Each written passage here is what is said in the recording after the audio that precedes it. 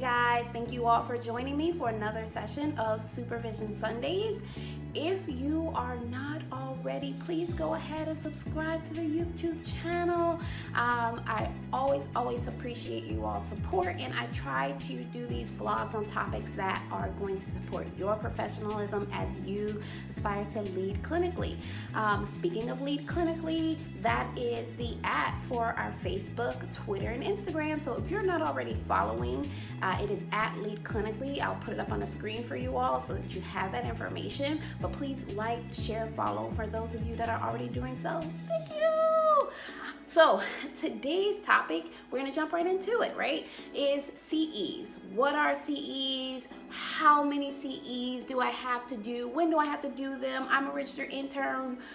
When can I start doing them? All very important questions for what it is that we have to do. It's required by the state licensing board, and I want to make sure that I answer all your common questions. So if you are interested in learning more about CEs and getting those questions answered, then stay tuned. So first, what are CEs? CEs are continuing education credits, right? And so these are required for those of us that are licensed, and for those of us that have certifications through the Florida Certification Board. I'm going to be speaking specifically today about the CEs required for licensure. So that is for licensed clinical social workers, licensed marriage and family therapists, and licensed mental health counselors. And so if you're a registered intern, please pay attention to these things because they are something that you're going to need in order to continue your licensure and maintain it whenever you renew.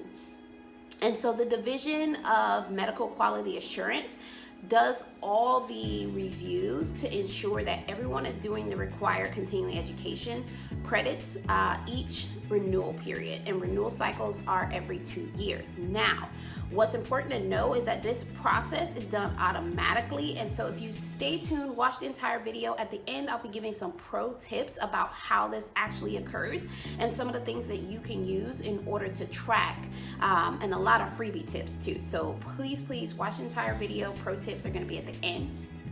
So, second question that comes up is what's required for initial licensure? This is, I'm a registered intern, I want to go ahead and knock these things out, right? So you have to do 8 hours of the laws and rules, you have to do 3 hours for HIV and AIDS, and 2 hours of the domestic violence. Now, what's important to note about the CEs required for initial licensure is that the laws and rules can be done at any time. Now, this comes up quite often when interns talk to me. Is like, when can I do my laws and rules? Well, there was one point in time where you had to do it, I believe about 6 months before you actually apply for licensure, but now you can do it at any point in time. It also says this on the frequently asked questions page on the state licensure board. So if you have gotten any conflicting information, I always try to pull my information from the state licensure board. And so again, if you go on over to the Florida licensure board, you will find under the frequently asked questions, it says you can do it at any time. You do not have to wait. Now, the domestic violence course, you do not have to do that in order to obtain your initial license before. However, it is required that you do it within 6 months of you obtaining your initial licensure if you have not done it beforehand. So again, the domestic violence, 2 hours, you don't have to do it before the initial licensure, but you do have to do it within 6 months. I always encourage people to go ahead and get that done. It just makes everything simple, and you don't have to worry about 6 months later going, oh, did I remember to do that? Now, this third question is, how often do I need to do CEs? Well, for those of you all who are initially licensed, the first renewal, you're not required to do any CEs. So that's like a freebie, right? You don't have to do anything. You just are able to renew your licensure. However, following the initial renewal, on that next renewal cycle, you are required to do 30 hours of continuing education, right? Now, you do have to do 2 hours of medical errors. You have to do 3 hours on ethics or on teletherapy. That is a recent change. So it is either the ethics and boundaries or teletherapy, 3 hours. And then for those of you all who are qualified supervisors, you do have to do a update to that course, so it's a refresher, every third renewal. And then laws and rules is also required to be done every third renewal. So these are super important notes, because if you're not careful, you will kind of forget these things. And so that's why I want to bring to you all a couple of pro tips, just so that you can manage your hours and also make sure that you're getting your most bang for your buck when it comes to doing your continuing education credits, right? So I always encourage people to get as many freebies as you can when it comes to doing your continuing education credits. And so the first thing I'm going to tell you is that you want to make sure that you have an account with CE Broker. So earlier in the video, I referenced that the Division of Quality Medical Assurance does automatically check to make sure you're doing your CEs. And the way that they do this is to look at the reporting provided by CE Broker. So CE Broker has a free account, again, free 99.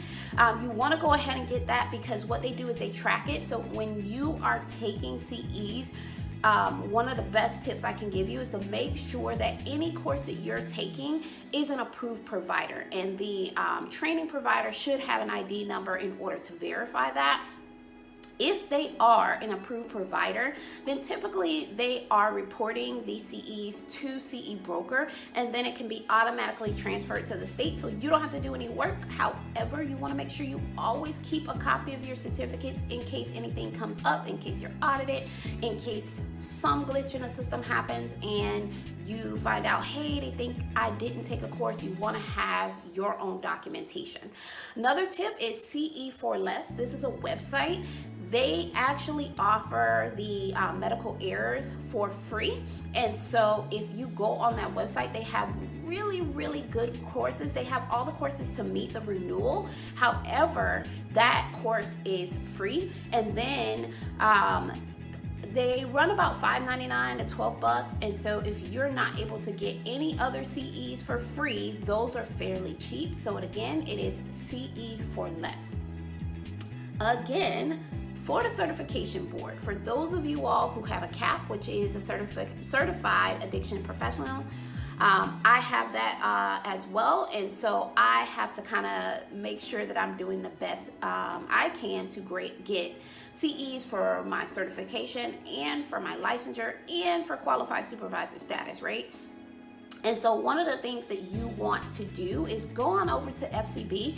You don't actually have to have a certification with them, but they have a training website where they offer free CEs. And so you want to check that out too. Again, make sure that it is approved. Not all of the trainings are created equal. So trainings are great, but not all trainings carry the CEs that you will need for your licensure. So you want to check with your board, you want to check with the trainer to make sure, hey, is this approved? And so you want to read through the narrative if you're doing an online training to make sure you are going to get credit where credit is due, because we know that some of those online courses and some of those in-person courses take quite a bit of time, and you want to make sure that you're going to get credit.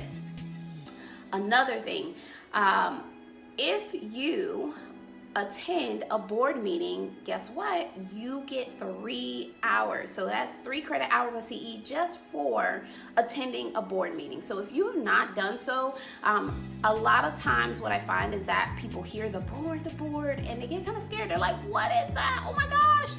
So the board is just individuals just like you and I. They're licensed. And so attending a meeting kind of helps you to know what they do, know who they are, and to get rid of that anxiety about who these people are. They're not gods up in the clouds who come down and inflict punitive measures on you for not documenting something on time. That's not how it works, right? They're really kind people. They're supportive, they're understanding. But if you attend a meeting, you get 3 hours. So that's important, and that's freebie tip, right? Another thing, conferences. Your job sending you to a conference, make sure that you find out if that conference is providing CEs and fill out the form in order to make sure that you can get credit for that, because a lot of jobs will send you to a conference, a training, and while sometimes it may seem like, I don't want to go to that conference, or, free. Again, your job's paying for it. You can still get your licensure CEs. Also, if you are presenting at a conference, the state allows you to count up to 10 hours for being a moderator or presenter. So in case any of you are aspiring to be a speaker at a conference, I actually submit proposals all the time. You get to count 10 hours. Again, that's 10 of your 30. And again, attending a board meeting, that's 3 of your 30. Now, lastly, for those of you all that are already licensed and teaching graduate level courses, you can also get hours for that as well. So check with the board about that, but it is in the statute. That's right. It's a one-time basis, but you can get hours for graduate level instruction. Again, think about all these freebies, right? Wow, who knew? And so hopefully this has been helpful to you all, and hopefully you are doing all the tracking necessary to make sure you can be great in life and continue to maintain your licensure. Again, continuing education courses are important because they ensure quality services to our clients. So let's keep the conversation going down in the comments. Let me know what you think. Let me know if you guys have other questions. Again, please like, share, follow, and thank you all. Supervision Sundays.